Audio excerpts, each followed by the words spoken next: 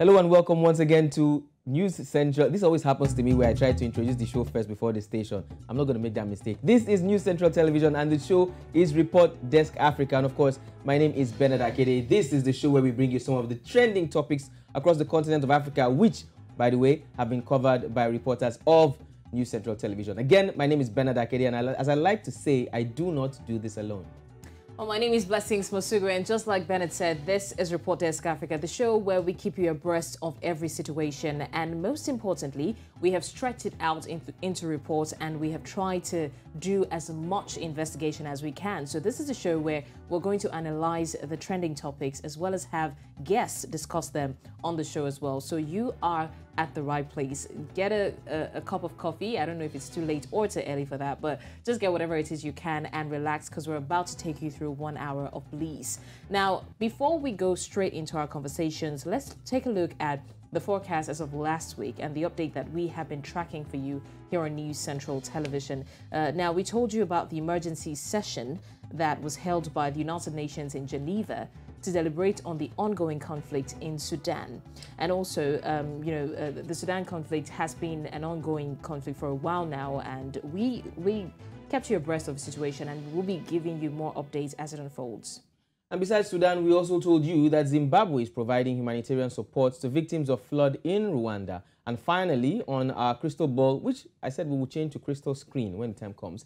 Anyway, on crystal ball, we finally also gave you an update on the immunization exercise against polio, which is expected to, vaccinate about 2.9 million Nigerian children. Yes, polio is a deadly disease that has been eradicated from Nigeria, but we cannot stop giving the children polio vaccination.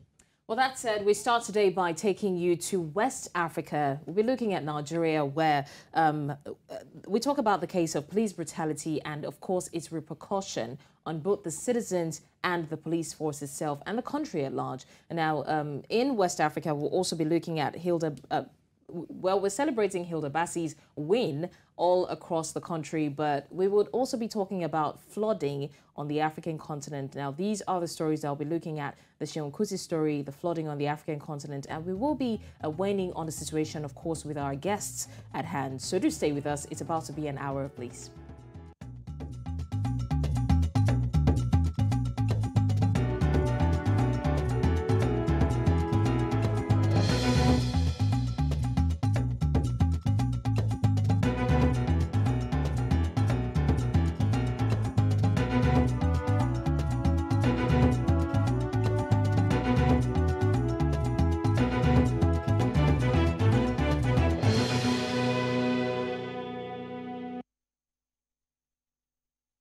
Thank you for staying with us. Now, the Nigerian musician, or Afrobeat singer like he's popularly known, Seun Kuti, son of Afrobeat legend Fela Kuti, was arrested for allegedly assaulting a police officer in Lagos State.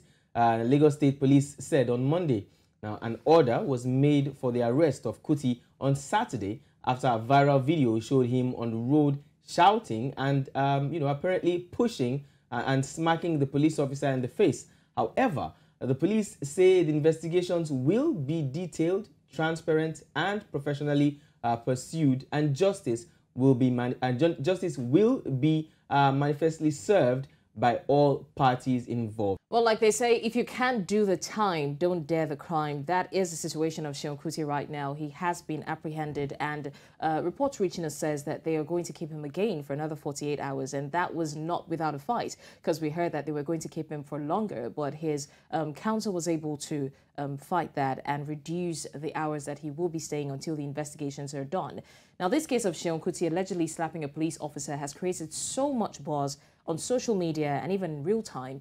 But, I mean, we're not considering the fact that this could be a reaction from the people as a result of the recurring cases of police brutality. This is not the first. If you're familiar with Nigerian stories, and if you are a Nigerian, you will know that this is not the first time that there has been a case of police brutality. Sometimes it's even as extreme as people losing their lives in the process. And although it's not an excuse for Seun Kuti's behavior, but a lot of people beg to differ. They say that the police remain the same all around. This is, in fact, while this is happening, another case is being investigated concurrently where an innocent, I think, cab driver or, I don't know, a motorcycle driver was beaten brutally by the police, by a policeman. So we're having these cases run concurrently, and people are asking, who is at fault here? Was Seun Kuti fighting for his right, or was he just being flat out disobedient? Now, these are the stories that we'll be talking about, especially with the issue of police brutality. Now, the police said it will take 21 days to investigate the case. There's been a lot of frowning about that 21 days. Why 21 days? Well, why does it have to take 21 days to investigate the case of harassment or assault? These, like Blessings has said, are questions that are being asked by Nigerians and even people beyond the country of Nigeria. As far as we know, police brutality is a case that is almost a global phenomenon. We know about the End SARS protest that was sparked by similar cases of police brutality. But now we're looking at the act here, Seun Kuti assaulting a police officer. To start with, I think we will state categorically that there is no justification for assaulting a police officer, whether in uniform or out of uniform, but particularly in uniform. There is no justification for assaulting an officer of the law, whether in uniform or out of uniform. And I think this is where we are going to kickstart today's show from. Blessings, what did you make of the video when you saw it first, I'd ask? Well, so I think that, and you wouldn't blame me for this, when we look at the president's, all the other videos that we've seen how most of the time the policemen handle some of these citizens. So the first thing that came to my mind was what exactly happened. But then again, this is not enough reason for Seun Kuti to have done what he did. A lot of people will say that his action was a disproportionate force. It's just like, they give you a punch and you shoot at the person. So it felt like a little bit of an exaggeration, but that's not to discredit what happened before that video started, because there definitely was something. There was something that triggered him to act the way he did. Now, some people said that the police officer was drunk and he hit their car, and that, sparked a little bit of upset. But again, we don't know what happened. But what came to my mind at first was what could have triggered Seun Kuti to do that. And like I said, this is Nigeria, so you wouldn't blame a lot of people that will come from that angle at first. Again, this is not to say that what Seun Kuti did was right, but because of the track record. Yeah, I was going to say that. Now, asking what could have triggered him, anything could have triggered Seun Kuti if you know Seun Kuti. Seun Kuti has a track record of being, what's the word now, erratic. If you want to say anything sparks Seun Kuti too. Now I remember there was one time where somebody went on Twitter and stated that Seun Kuti and some of his followers were out on the streets around Ikeja, where the shrine, Fela shrine, is, where they perform, and one of them was shooting live rounds of ammunition. Seun Kuti came out and acclaimed, yes, my men, or one of my men, did shoot, and this was because I was assaulted, this happened, that happened, blah blah blah.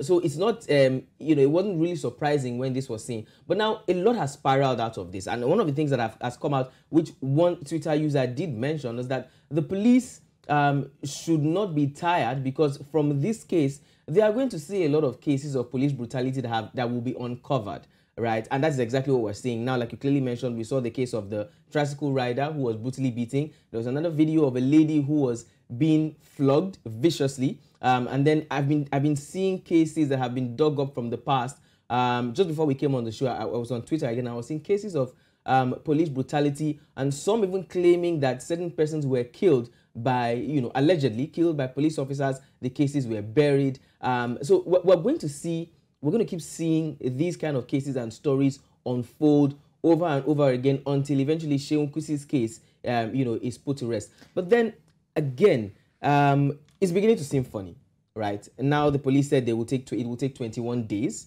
to investigate this. They also claim that the police officer who was slapped by Seun Kuti is now in coma. Now that was a bit laughable, if you ask me, because questions where people asked on Twitter. Twitter is an interesting place, by the way. If you're not on Twitter, is Seun Kuti slaps the officer again without undermining the act of Seun Kuti. He slapped the officer. The officer went to the station. He wrote his report and then went home. Probably ate some food, drank water, and then remembered to go into coma. You see, the problem here, Bennett, is the fact that this situation now, again, this is not to discredit the fact that what Seun Kuti did was wrong, but comparing this to how the police force, the security agencies take action when it comes to citizens being humiliated and brutalized by these police men or people in uniform, you see the difference, you see the disparity. The last time a woman was, there was a story, like you said, some stories are being dug up now on Twitter. I saw one where a woman was brutally beaten in 2020. And then they instructed the policeman to pay her, I think, a fine of 3 million naira. And then he was supposed to be dispatched, right? Or whatever it is, the term is used.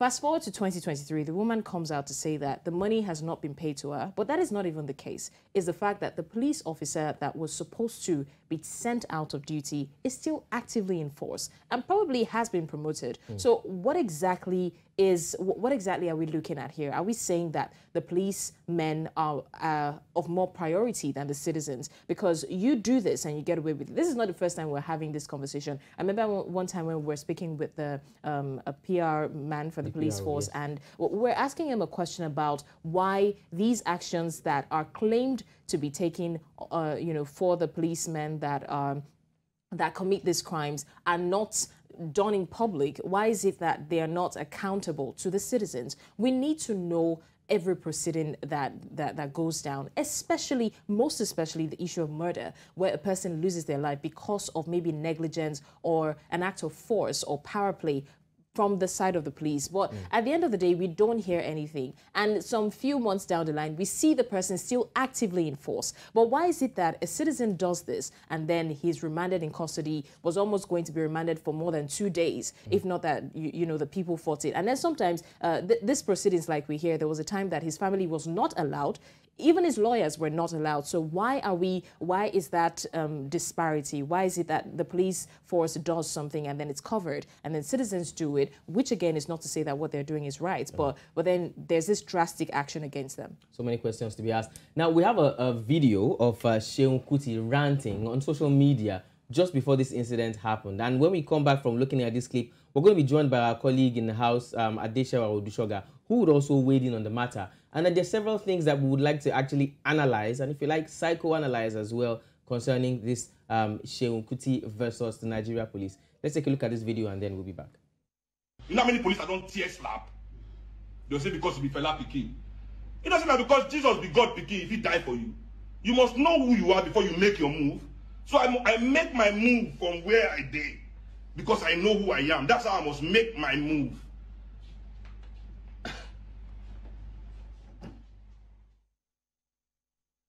I'm not exactly sure what Seun Kuti meant by the statement he made there. You must know who you are before you make your move. And then saying, people said he did this because he's Fela's son. That does not justify the act. But anyway, we have, like I mentioned earlier, we have Adesewa Odusoga, colleague from here in News Central, who is joining us. Shewa, thank you for joining us. Hi, Bernard. Hi, Blessings. Thank you. Hi, Shewa. Thanks for joining us. Shewa, I know you're not a police officer, and I know that you will not be slapping any police officer anytime soon. I want to believe that. But I want to ask you, I beg your pardon, what you make of, Seun Kuti versus the Nigerian police case. All right, so I'm going to start from the video that we just saw. Him bragging to say that he knows the son of who he is, and then that he means he can do anything. So I also feel like Seun Kuti is riding on the back of the experiences his father had with Nigerian government. I know, honestly, a number of Nigerians could relate to the anger that Seun Kuti may be having against Nigerian police. Because, I mean, it's been so many years coming where we've had to, endure the sight of police brutality in the country. And the Nigerians have always come out social media. I mean, it went as far as having an NSAS protest that went so that had global, attention and recognition. And we know that the entire NSAS protest is centered around police brutality. And then, trust me, I was expecting a similar response from Nigerians when this happened, because it was a two-way thing. Nigerians know not to slap a policeman. But they also felt a little bit vindicated. Like Seun Kuti probably fought for a number of them who were not brave enough to do what he did. Seun Kuti would have said that, I mean, if my father could face Nigerian government and criticize them in his songs publicly, and go to prison for it, I mean, have his mother suffer for the same cause, he can also do the same thing. So it's not something that is just happening now. It's something that's been a long time coming. It was a generational thing. Maybe he felt like it was... I can do anything to Nigerian government, to the Nigerian police. I mean, they don't have good experiences. The family does not have good experiences with the government of the day or even past governments. And trust me, there is a particular beef between Nigerians and the police force. And for example, journalists are not even left out in this, unfortunately, because you agree with me that a lot of Nigerians are saying on Twitter that they have PTSD just at the sight of policemen. I mean, there's nothing, you don't have any altercations with them, but the moment you just, come in contact with policemen on the streets, you're already scared. And this is ironic because you're supposed to feel much more secure when you find a policeman, by your side or something. But it's not the case with Nigerians. So a lot of people who were supposed to probably, scold Seun Kuti's action to say that, oh, this is wrong, you don't slap a policeman on duty, blah, blah, blah. They were also saying, yeah, well, he slapped him, is wrong, but of course, a lot of us would want to do that if we had a chance to, because of the kinds of experiences that they had with the Nigerian police. But yes, we should be very loud on trying to condemn that act, because no matter what must have happened, no matter what the experiences you must have had, the history with Nigerian police versus Nigerian citizens, it is very wrong, have you slapped a policeman on duty? That was very wrong. I mean, no matter how angry you may have been at the point, you should probably need to control your anger, because for whatever it may be, it's the Nigerian police force. They are there to secure the citizens, whether or not they are doing their duty. But you shouldn't go as far as doing that. Also, I noticed that after this incident, we began to see that there are a number of clips of Nigerian police force, brutalizing citizens again, resurfacing online. It wasn't as if these things were not there, but it was a way of Nigerians saying, okay, we see how swift your actions were when one of us slapped one of your own. Now, this is what has been happening for years. It is happening even post Seun Kuti's action. It looks like Nigerian police usually, like Blessing said, they would often turn deaf ears when it is happening to the citizens. But now when it is vice versa, when it's happening back to them, the actions were really swift. And I bet you I was like, oh, so Nigerian police can actually act this fast when it happens to them. And then we don't hear anything happen when it's the other way around. I'm sorry I'm going to throw a little bit of, talks at the Nigerian PR. I'm not going to mention names. The PR officers who are very active on Twitter. We know their names, don't worry. Just go ahead. Of course. So, there are lots of tags. A lot of people keep tagging them to these videos of police brutality being posted on Twitter. And you easily get them trying to defend the actions or not saying anything at all. But these people were the first set of people to come out to start, condemning Seun Kuti. Oh, yes, you have to go to jail. I mean, I totally agree with you, Shewa. Yeah, it's almost like a us versus them kind of case, yeah? But there's also another twist to this that I see, and it almost seems like, now I'm going to divide Nigeria into the NSAS generation and the before NSAS generation. That's talking about the younger generation and the older generation. While both generations seem to be categorically criticizing what Seun Kuti did, now you find that the older people are saying, they're just criticizing flat out. But the younger ones are saying, yes, what he did is bad, but look at what they've done to us too. So it's like I said, it's almost like a them versus us kind of situation. I'm hoping that this doesn't turn to a case where Seun Kuti is seen like another freedom fighter for the younger generation who has taken the slap on behalf of everybody, or rather who has slapped the police on behalf of everybody, and then we begin to see some kind of dispute, the people versus the police. Honestly, Bernard, I feel like it's mirroring a lot of people's emotions right now, because yes, we may not be bold enough to slap the Nigerian police, like I said, but a number of people, when they watched the video, were like, oh, I wish that was me. I would want to do this so bad. I mean, I really want to do this. For every time they try to, forcefully get my phone to just go through it when I'm not a Yahoo boy, as much as they label everybody to be based on your appearance. And a lot of people would say that, I mean, I saw a very funny tweet and said, I mean, he should have done more than what he did. And the very laughable one is saying that the man actually went into coma. Look at, as much as exaggerated they made this look, we've actually had people go into actual coma, as far as even dying from being brutalized by the Nigerian police force. And most of the time, nothing is done. Is that you hear that, okay, the man has been transferred from one state to another. Is that enough punishment? We've seen enough. There's a recent video surfacing on, trending on Twitter, saying, showing the video of a mechanic that was there. I mean, the police was trying to chase him, thinking that he was a Yahoo boy. And then, you know, there was an accident where the police van ran into the car, causing several degrees of, you know, injuries for the man in the car. And then I am not sure, maybe it was I've not been able to confirm the incident, whether or not the victim actually died in the accident. So this happened post Seun Kuti's incident. And then the Nigerian police, up till now, I'm yet to see an official statement, you know, reacting to that. So are they saying that the lives of Nigerian citizens are way less compared to that the lives of Nigerian police? Even as much as Nigerian citizens have also often tried to, you know, make demands for this Nigerian police that, you know, they have poor welfareism, they have way less salaries, their living conditions are very, very poor. And then they feel like this is why this set of people now like transfer the aggression on Nigerian citizens. Again, we have not heard like something like a major improvement on that. Many of the police barracks across Nigeria is an eyesore. I mean, they live in the worst conditions that one can imagine. So and of course, Seun Kuti also said that the policeman that he slapped was trying to kill him. And then because of a threat to life, he did that out of anger and then to defend his family, that's his wife and his only child.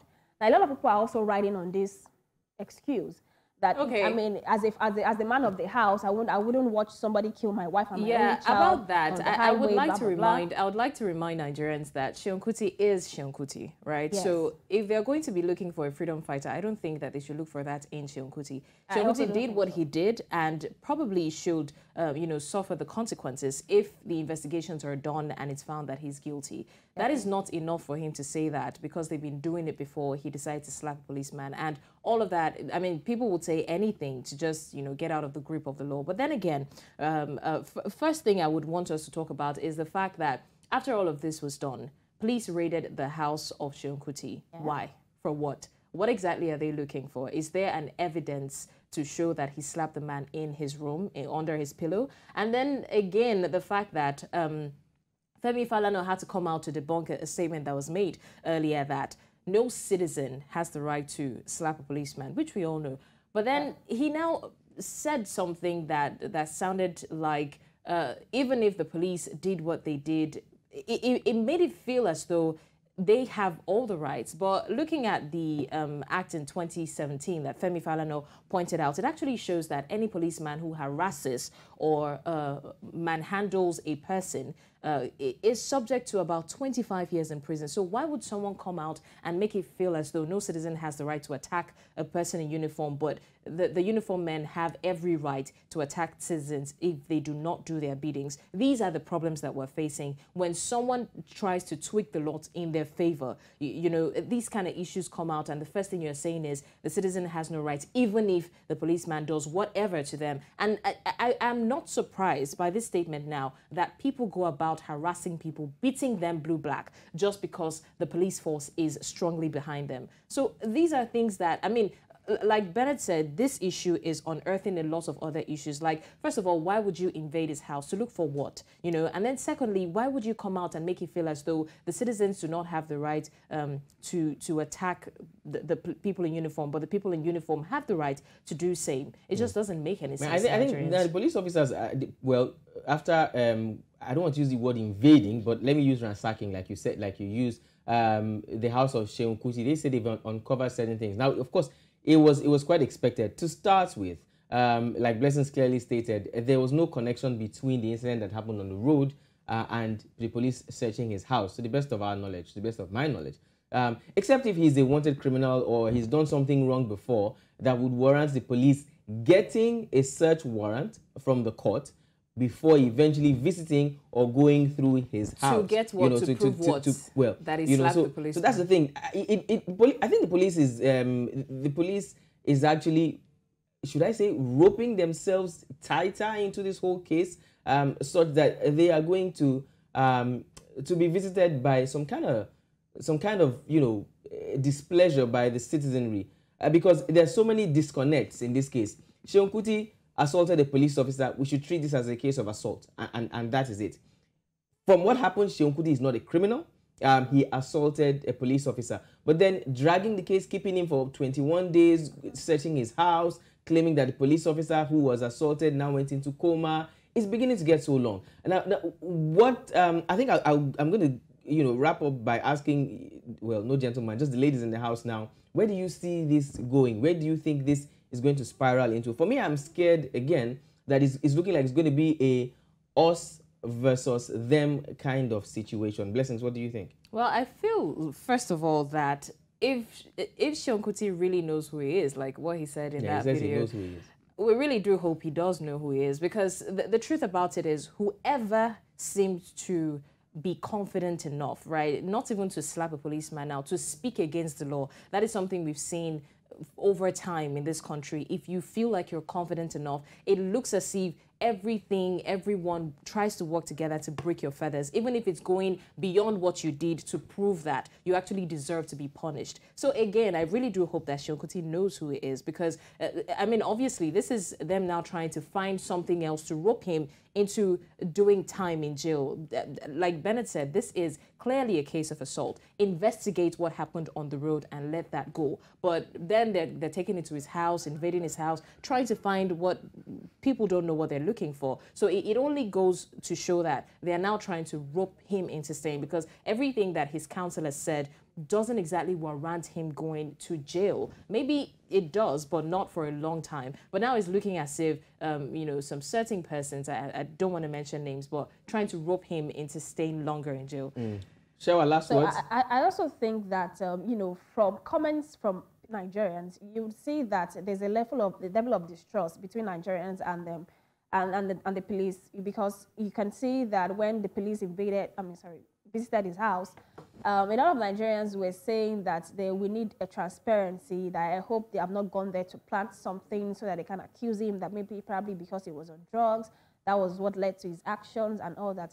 So this is just born out of previous experiences that Nigerians have had with the police. So we've seen cases where the Nigerian police force would, in fact, plant some very illegal items in people's cars, homes, just to, pronounce them as criminals, or, just call them what they are not, basically. So I hope that Seun Kuti, just gets to serve the deserved prison time or jail term, as the case may be, and then he doesn't go out of line because they're just trying to make a statement to say that we know what we're the Nigerian police force and we can do anything, and then don't go about passing your boundaries, and just to make a statement, basically. And I hope he gets the well-deserved justice, even though what he must have done is actually very well discouraged. All right, thank you so much, ladies. I'd like to wrap up by telling this very quick story. Now, in 2019, there was a gentleman who was an officer of the Lagos State Traffic Management Authority, LASTMA. He was attacked and his face was shattered. I use that word, shattered, with a rock. He was assaulted by some transporter, and his face was shattered by a rock. I got to see this story on Linda Ikeji's blog, and unfortunately, this gentleman was a very close friend of mine, childhood friend. I saw it and I shed tears. I'm bringing this up again because I would like to state categorically once again that there is no justification in assaulting officers of the law, whether in uniform or out of uniform. The young man, by the way, who I'm talking about, eventually passed away 2 days after that. Young, promising gentleman. So again, we are against assault of officers, also against assault of citizens by officers. Wherever anyone goes wrong, anyone errs, we hope that justice will take its course. Well, with that, I would like to say thank you, ladies.